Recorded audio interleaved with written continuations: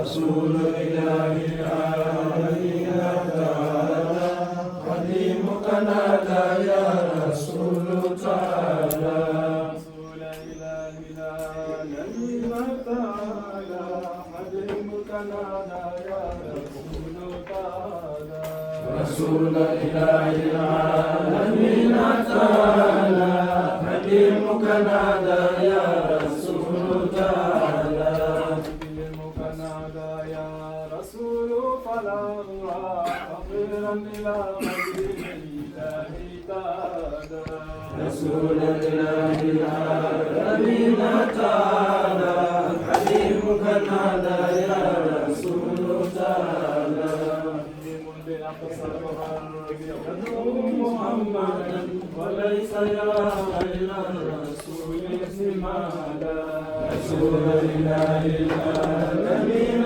تعالى قديمك نادى يا رسول تعالى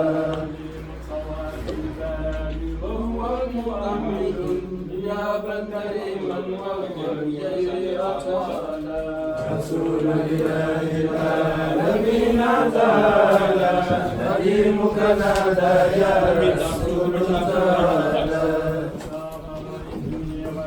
محمدا إنني قديمك نادى يا رسول تعالى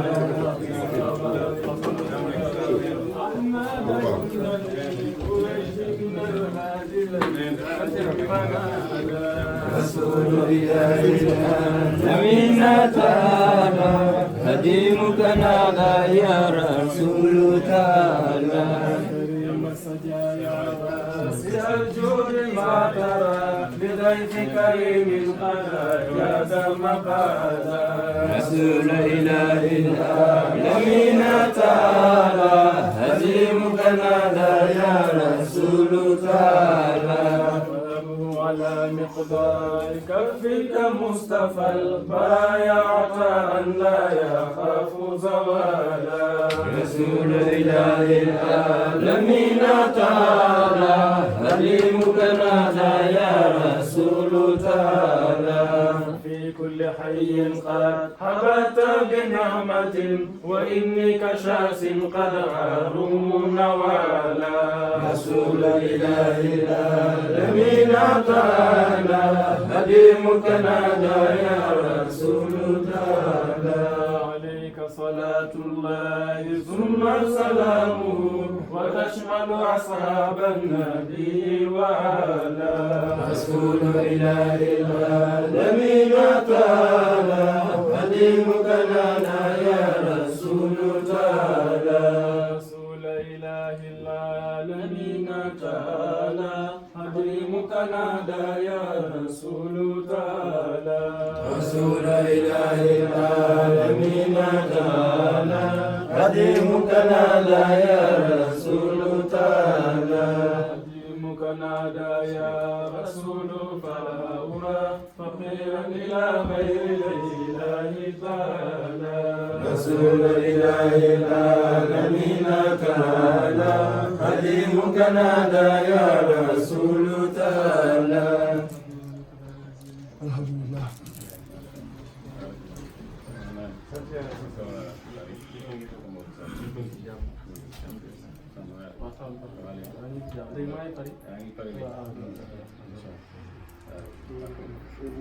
sama diggante ak sama bopp la nit ku baax la wax dëgg fa yàlla di sant ñun di sant bu rafet waaw léegi ñun dañu dem par exemple fekk ñu ñëw fii gis nga ba ma ko waxee ne dañu def suñu conférence bi rek vraiment incha allah dinañ ñëw te bu ñu ñëwee di nga xam ne ñëw nañ te wax dëgg fa yàlla war nañ seen bopp wax dëgg fa yàlla ñëw nañ fexe na mobiliser mbooloo bu bëri waaw ba pare yemu ci ñëw dafa jël xaalis bu bëri andi ko ñëw teg ko seen loxo nañu nii lañ ko dimbalee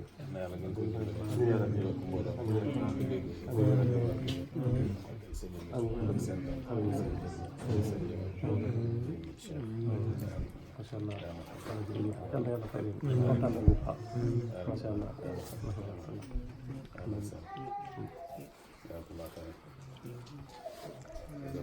الحمد لله رب العالمين الرحمن الرحيم مالك يوم الدين إياك نعبد وإياك نستعين اهدنا الصراط المستقيم صراط الذين أنعمت عليهم غير المغضوب عليهم ولا الضالين اللهم صل على سيدنا محمد الفاتح لما أغلق والحاتم لما سبق الناصر الحق بالحق والهادي إلى صراطك المستقيم وعلى آله حق قدره ومقداره العظيم عليه صلاة الله ثم سلامه بها فاز أحبابي وددي مزاجه السلام عليكم ورحمة الله تعالى وبركاته ci baytu Mawlana Cheikh Ibrahima Niass bi ñu wax léegi alayhi salaatullahi suma salaamu biha faza ahbaabi wa diddiya muzaaju ñu gis ni baatu ahbaab boobu bàyyi indi na ko lu bëri yoon ci ay bindam mbooloo mi nag tuddee seen bopp xadara ahbaabu Cheikh Ibrahima Niass ndax am yaakaar bokk ci ahbaabu Cheikh Ibrahima Niass yooyu ñu jugee Paris ànd ak suñu njiit Cheikh Ousmane Dieng ñu ngi ànd ak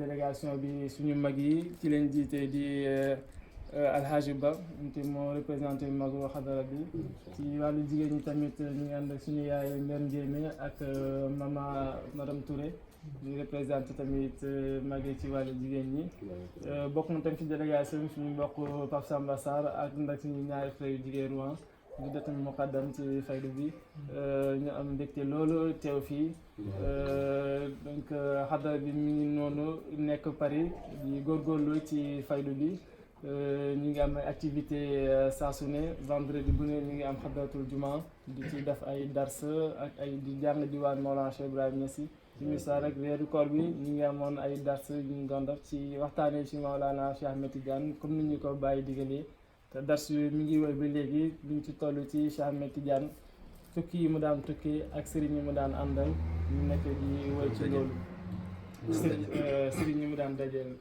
ñu ngi nekk ci loolu di ci wéy ñu ngi def tamit weer bu nekk dinañ def wàcce kaamil ci xadara bi daf ko hadiya Mawlana Cheikh Ibrahima Niass di am tamit activité yi ñuy def à chaque fois bu événement amee at bu ne tamit ñu ngi ko door daaw ci gàmmu Taïba bi passé di def gàmmu Taïba di ko célébrer comme ni ñu koy defee Sénégal ñu amoon tamit yéene di ko def fii nii ndax nit ñi bañ a toog seen kër di seetaan télé ñu am tamit activité ci jour boobu te ñu ngi ci gërëm tamit waa ren ndax taxaw nañ ci bu baax ci jour boobu ñu ngi am tamit ay yeneen activité yu mel nii di participer ci kër Baye nga ba nga xam te ñu ngi koy bëgg a taxawal France fan yii yëpp at yi yàgg yëpp dernier AG bi sax ñu ngi tudd xadara bi ne bokk nañ ci ñi gën a te moo gën a fës ci li muy participer ci projet boobu ñu ci góorgóorlu ba di ñaan tamit ndolleen ci loolu ginnaaw loolu tamit ñu ngi am ay activités yu am te wàllu social la ndax bëgg nañ mbokk taalibe yi ñuy tase di zikar chaque ajuma bu ñu ñëwee ñu mën a fàtte seeni problème yëpp parce que ku ci nekk am na loo xam te mu ngi toog waxu ko waaye mu ngi koy gàllankoor léeg-léeg sax ci jaamu yàllam donc ñu am ay activités yoo xam te dañuy dimbali mbokk taalibe yi ba ci étudiants yi ak ñu am nañ kayit ñu leen di dimbali ku nekk ci suñ kéemtalaay kàttan ñu liggéey ak ba ci bëgg nañ mu weesu loolu sax moo taxoon ñu dem ba taxawal benn ONG ba am te ñu ngi ci kawam ba léegi yu gën a yëngu ci wàllu social boobu gën ko yaatal tamit ci activités yi ba ñu ngi am partenariat ak hôpital El Hadj Ibrahima Niass bu Kaolack bëgg leen jàppale loolu tamit si seen liggéey bi ci gàttal daal mooy activité xadara yi ñu am seen mbokk taalibe yëpp vraiment ñu ngi kontaan bu baax ci teewaay bi fii nii ndax bu ñu déggee turu Cheikh Mahi Cissé rek xol yëpp dañuy fiix ndax li muy représenté dafa bëri lool dafa bëri lool bu ñu jëlee benn bayt bu Mawlana Cheikh Ibrahima Niass rek bu ñuy wax ni fakaana maashi wantiyaashi bi zikrihi faqul jihaara inna barhama qad ashik ndax bàyyi daanaka ordre la joxe sax ni leen wax leen lu ñuy fësal ni Mawlana Cheikh Ibrahima Niass moom bàyyi ku bëgg Yonent bi sallallahu alayhi wa sallam te ku la xam rek xam ni loolu yaa ngi ciy dox saa su ne yaa ngi koy wax yaa ngi koy jëfee te yaa ngi koy dund tamit ku toog ak yow rek dina yëkk safaray cofeel boobu nga am ci bàyyi ba tax na foo toog rek di nga xam ne mbëggeel bi Mawlana Cheikh Ibrahima Niass ci am ci Yonent bi sallallahu alayhi wa sallam te amul sikki ne mbëggeel googu doon ngeen ci ndax yamul rek ci yéen waaye ku toog ak yéen rek di ngeen ko wàll ci mbëggeel googu alhamdulilah ku toog ak yow rek dina jëlee loo xam te amul sikki ni mun wax ni jëlee naa ci Baye ndax fa saa su ne ñu ngi lay déglu di la suivre doo yokk dara wala doo wàññi dara ci li Baye jàngale vraiment jàngale bi ngay jàngale mun nañ ne ci Baye lañ ko jëlee directement te loolu fierté la ci faydu bi weesu na faydu fierté nga ci tariqa bi te fierté nga aussi ci l'islam yu julli ñëpp donc loolu vraiment ñu ngi ci am mbégte bu baax a baax dafa xuulu jihaaran boobu doy na rek moo tax bu ñu demee ba gis ni yaa ngi nekk porte parole pay bi duñ jombe ndax fa xuulu jihaaran boobu ina baaxam xadaashik ci nga nekk ci zahiran baatinan ci say wax ci say jëf loolu ñu ngi ci am mbégte bu baax a baax xol yi fees na loolu mënuñu wax génde li ci nekk yëpp waaye dañuy ne alhamdulilah rek sant yàlla bi ñuy amee jotaay bi ak yow di ñaan yàlla mel ni jotaay yu mel nii bëri bëri ginnaaw loolu rek di remercier bu baax di gërëm Cheikh Ahmad ñi mand ñëpp Cheikh Moussa Cheikh Sidaat ak mbokk taalibe yëpp vraiment liggéey bu rafet bi ñuy liggéey ànd ak mbokk taalibe yi te ñaari xadare ñu ngi collaboré bu baax ñu ngi dembalante di dimbalante te ñu ngi ñaan tamit loolu ñu ngi ci sàkku ñaan nga ñaanal ñu ci loolu sax bu baax yàlla dafa ñu yokkute ci suñuy mbir yëpp waama di gërëm ñëpp gërëm waa ren nag ñi ànd ak ci ñun ci convoi bi yëpp mbokk taalibe yëpp vraiment ñu ngi gërëm ñëpp di jéggalu ci kàddu yi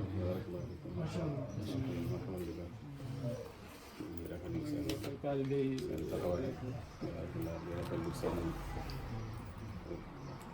yëngatu yi ngeen di yëngatu yëpp di rafetlu xadara bi ak itte bi ñu am Cheikh Ousmane jàppalante bi ñu ko jàppalante Cheikh Am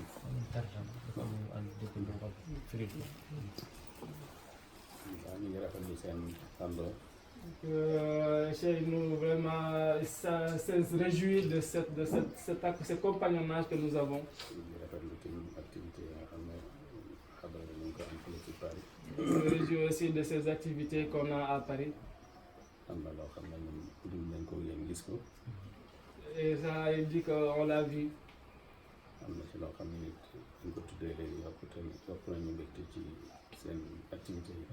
Il dit qu'il y a quelque chose qu'on a cité aussi qui lui a fait encore plus plaisir dans nos activités. ñu gën a yëkkati itte yi. Pour élever encore davantage les efforts. ñu ngi gis ñu yëngatu suba ngoon. Donc on s'agite matin et soir. ñu gis ñu yëngatu. Donc ce qu'on voit donc s'agiter matin et soir. am na ci ñoo xam ne amuñ bés bi ñu noppal. Il y en a qui n'ont aucun jour de repos. te li ngeen xalaat ñoom xalaatuñu. Et ce à quoi vous avez pensé, eux ils n'y ont pas pensé. seen dictionnaire yàlla nekku ci. Donc dans leur dictionnaire il n'y a pas Dieu. liggéeyal yàlla nekku ci. Il n'y a pas travaillé pour Dieu dans leur dictionnaire. àndoo ci yàlla nekku ci. Il n'y a pas le compagnonnage en Dieu dans leur dictionnaire. comme sëriñ bu mel ni Cheikh Ibrahima. Ils ne connaissent pas, ils n'ont pas un cheikh comme Cheikh Ibrahim Niass. ànd ak loolu ñoom liñ gëm ñu ci joxe seen lépp. Et pourtant avec ça, eux ceux en croient, ils font tous leurs efforts pour ça. àddina rek lañ soxla. Ils n'ont besoin que de ce bas monde. yow nag nga ne dangaa soxla àddina. Et toi tu dis que tu as besoin de ce bas monde. soxla àllaaxira. Et tu as besoin de l'au-delà aussi. wala gën ngaa màgg loolu sax. Ou tu as besoin de plus que cela. dangaa soxla yàlla. Tu as besoin de Dieu. Cheikh Ibrahima nee na taaifa bi mbooloom bi. Que Cheikh Ibrahim dit que son assemblée, seen bëgg-bëgg. donc ce qu'ils veulent, génn na àddina àllaaxira. donc ça dépasse ce bas monde et l'au-delà. lu tax Pourquoi cela? ndax ñoom yàlla lañ. Parce qu'ils ne veulent que Dieu. yàlla génn na àddina àllaaxira ndax ëpp na àddina ëpp na àllaaxira. Et Dieu, il est au-dessus, au-delà de ce bas monde et de l'au-delà. mais ci àddina bii nga nekk nag ci nga mën a amee yàlla. Et dans ce bas monde où tu te trouves, c'est là où tu peux avoir Dieu. àddina bii nga nekk ci nga mën a amee àllaaxira. Et c'est dans ce bas monde-là aussi que tu peux avoir l'au-delà. comme da ngay dund. Comme tu vis, lépp lu yomb sa dund yaa ngi ci war a góorgóorlu. donc tout ce qui doit faciliter ta vie, tu dois t'efforcer dans cela. comme da ngay dee it ëllëg. Et comme tu vas aussi mourir, lépp luy baaxal sa ëllëg ba tey ku mu jël. donc tout ce qui doit rendre bien ta vie future, tu dois aussi t'efforcer à faire cela dans ce bas monde. waaye li ñu soxla ci nit ki mooy nit ki na baax. Donc ce dont Baye a besoin en le disciple, c'est qu'il soit bien. loolu tax dina man bu ma yàlla joxoon ndigal pour ma soppandi. C'est pourquoi il dit que si Dieu m'avait donné le pouvoir de transformer toutes choses, itteem dana gën a rëy di soppandiku ci leneen lu may xol yi. Donc son ambition dépasse de loin donc agir sur autre chose que les cœurs des serviteurs. te xamal nañu feneen ne yàlla jox na ko ndigal ci soppandiku. Et il nous fait savoir ailleurs que Dieu lui a donné ce pouvoir d'agir sur toutes choses.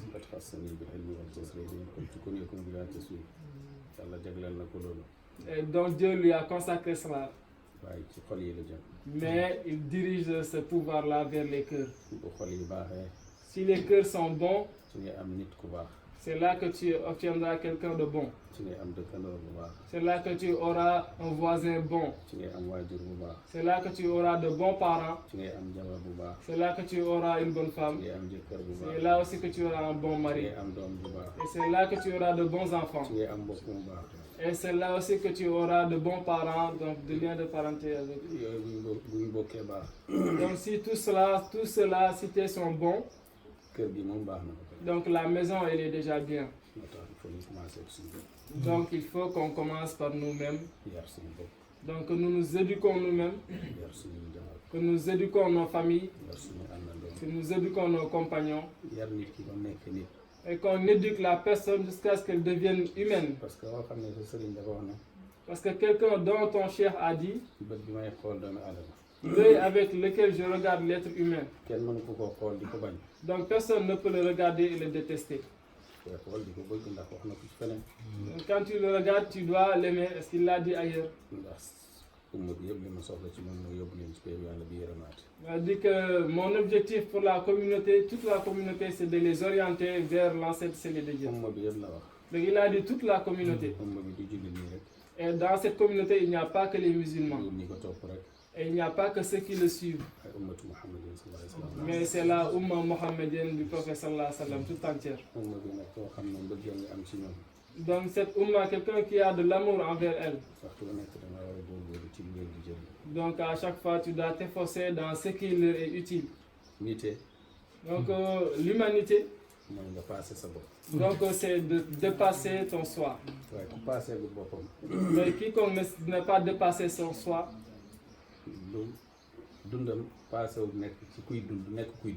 donc sa vie ne va pas plus loin que le fait d'être vivant. Donc chaque être vivant essaie de voir comment sauver sa vie. Même si tu mettais un mouton dans la cour, là où tu lui mets son aliment, il le sait, donc il en prend soin. Et s'il voit aussi quelque chose qui doit lui nuire, il va s'en éloigner. Donc vouloir vivre et vouloir être sauvé, c'est pas ça qui détermine ton humanité. Donc ce que ça signifie, c'est le seul fait d'être vivant. Parce que toutes les autres choses qui vivent ont cela. Mais si tu sors de toi-même, donc là, ça veut dire que tu essaies d'être bon et de rendre bon ton prochain. Mais tu essaies aussi d'être sauvé, pas seulement toi, mais de sauver ton prochain. Parce qu'avoir ton ordonnance et aller l'acheter pour toi, ça, tout le monde le peut, c'est facile. Mais faire en sorte que ton prochain puisse faire cela aussi. Donc ces actes sociaux dans le social dont on a parlé. Donc c'est aujourd'hui que les gens donc, ont égaré l'islam. En pensant que l'islam est de côté et le social de côté. Alors que l'islam ne peut pas aller sans le social. L'islam ne peut pas aller sans avoir un bon comportement. C'est pour ça toutes les choses qu'on entend aujourd'hui, tous les efforts qu'on a, il faut qu'on les augmente. Dans tout ce qui est utile. Et ça aussi, ça fait partie de cet appel vers Dieu. Parce que l'islam, personne ne peut le connaître qu'à travers les musulmans. Donc les bons comportements. Donc c'est comme un esprit, une âme qui n'a pas de corps. il faut mu am ñu koy jëmbal. Donc il faut qu'il y ait des gens qui viennent donc prendre corps, donc faire se constituer en corps pour cette table. ñu koy jëmbal ñooy tax nit ki mën koo roy mu yomb pour nit ki jaar ci. Donc c'est le fait de se constituer en corps pour cette table-là qui rend facile le fait que les autres puissent suivre. parce que nit lu bëri duñ ko koy jàngal. Parce que quand on enseigne beaucoup de choses à la personne, booy jàngal xale bi léegi lan mooy pomme. quand tu enseignes à l'enfant ce qu'est la pomme, xamu ko ci benn làkk. donc il ne le connaît dans aucune langue. boo ko dessiné moo xam li la. Et quand tu lui fais un dessin, il saura ce que c'est. noonu la sa acte yi noonu lay layee yu baax yi ngay wax ne ci loolu nga ne. Donc c'est ainsi aussi que les actes doivent donc être vérifiés par ce qu'on dit. jullit bu nekk Donc tous les musulmans warta ñàkk itte donc ne doivent manquer d'ambition. rawatina jullit boo xam ne da nga am royukaay bu mel ni Cheikh Ibrahima. À plus forte raison, un musulman qui a un guide comme Maulana Cheikh Ibrahim Niass. moo tax ñu leen di ñaanal yàlla. C'est pour ça on prie pour vous. ñu ngi kontaane ci yéen. Donc on est content de vous. yéen am zawiya. Que vous ayez une zawiya, di ci julli di wasifa. qu'on y prie et qu'on y fasse la wazifa. di xalaat am kër bàyyi boo xam ne day lamboo nar a lamboo. Et qu'on pense à avoir une maison pour Baye qui doit avoir tout ce qu'elle doit avoir. noonu la ñuy kontaane ci dégg ngeen di xalaat. C'est ainsi qu'on est content aussi de vous entendre parler, penser naka la ñuy def ba nekk fii. à comment faire pour être ici participer ci kuy faju fële ci kaw. et participer à quelqu'un qui se soigne à Kaolack ak ci beneen place. et à un autre endroit. ak ci France yi nga nekk sax. Et dans cette France-là où on est. yu baax yi ne fii. Les bonnes choses qui sont ici. yu baax moom nit a ko moom. Donc toutes les bonnes choses appartiennent à l'homme. lépp lu ngeen ci mën a jël. Tout ce qu'on puisse y prendre boole ko yu baax yi ngeen nekkoon mu gën a baax. et le rajouter aux bonnes choses dans lesquelles nous étions déjà serait bien. na ngeen ko def. Donc il faut qu'on le fasse, faisons-le. ñu ngi ñaan yàlla ñu dëgëral mbooloo mi. Donc on prie Dieu qu'Allah qu'il fortifie l'assemblée dëppale xol yi. et qu'il unifie les cœurs leeral xol yi. et qu'il éclaircisse les cœurs ndax xol yëpp mën a jël jàngale Cheikh Ibrahima. jusqu'à ce que tous les cœurs puissent contenir l'enseignement de Maulana Cheikh Ibrahim Niass ndax xol yëpp man ko copier. et que tous les cœurs puissent copier son enseignement ba ku ci nekk bu waxee mbaa mu jëf rek. jusqu'à ce que chacun quand il parle ou qu'il acte, gis na Cheikh Ibrahima mooy feeñ. on voit que c'est Cheikh Ibrahim Niass qui apparaît.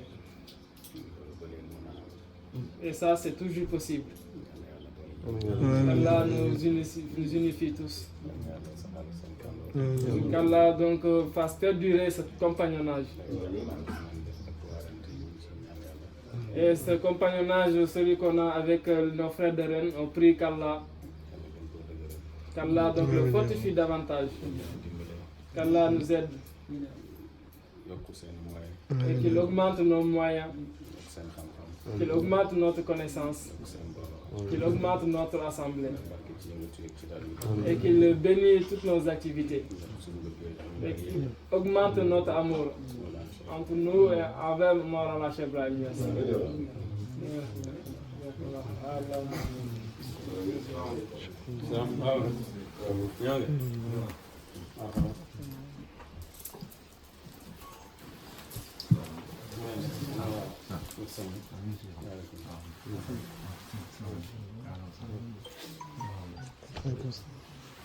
Alhamdulillah, jërëjëf.